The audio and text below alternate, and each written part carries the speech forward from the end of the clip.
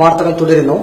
അവകാശികളില്ലാതെ ബാങ്കുകളിൽ പണം കുന്നുകൂടി കിടക്കുന്നതിൽ രാജ്യത്ത് ഒന്നാം സ്ഥാനം തിരുവല്ലയ്ക്ക്. റിസർവ് ബാങ്ക് പുറത്തുവിട്ട പട്ടികയിൽ 461 കോടി രൂപയാണ് തിരുവല്ലയിലെ വിവിധ ബാങ്കുകളിൽ കെട്ടിക്കിടക്കുന്നത്. അവകാശികളില്ലാതെ ബാങ്കുകളിൽ പണം കുന്നുകൂടി കിടക്കുന്നതിൽ രാജ്യത്ത് ഒന്നാം സ്ഥാനം തിരുവല്ലയ്ക്ക്. റിസർവ് ബാങ്ക് പുറത്തുവിട്ട പട്ടികയിൽ 461 കോടി രൂപയാണ് തിരുവല്ലയിലെ വിവിധ ബാങ്കുകളിൽ കെട്ടിക്കിടക്കുന്നത്.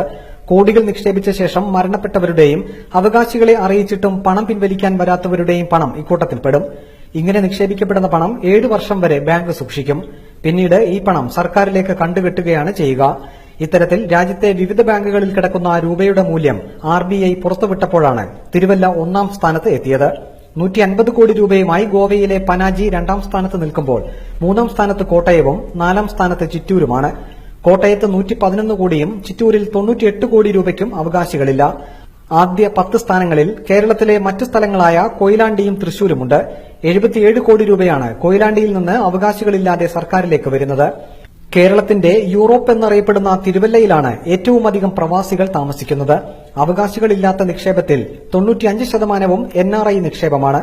ഇന്ത്യയിൽ ഏറ്റവുമധികം ബാങ്കുകളും ബ്രാഞ്ചുകളുമുള്ള സ്ഥലമാണ് തിരുവല്ല താലൂക്ക്. ഇന്റർനാഷണൽ ബാങ്ക് മുതൽ ചെറുതും വലുതുമായ 50-ലധികം ബാങ്കുകളും 500 ബ്രാഞ്ചുകളും ആണ് തിരുവല്ല താലൂക്കിൽ മാത്രമുള്ളത്. ഇന്ത്യയിലെ മറ്റൊരു സ്ഥലത്തും ഇത്രയും ബാങ്ക് ബ്രാഞ്ചുകൾ ഇല്ല.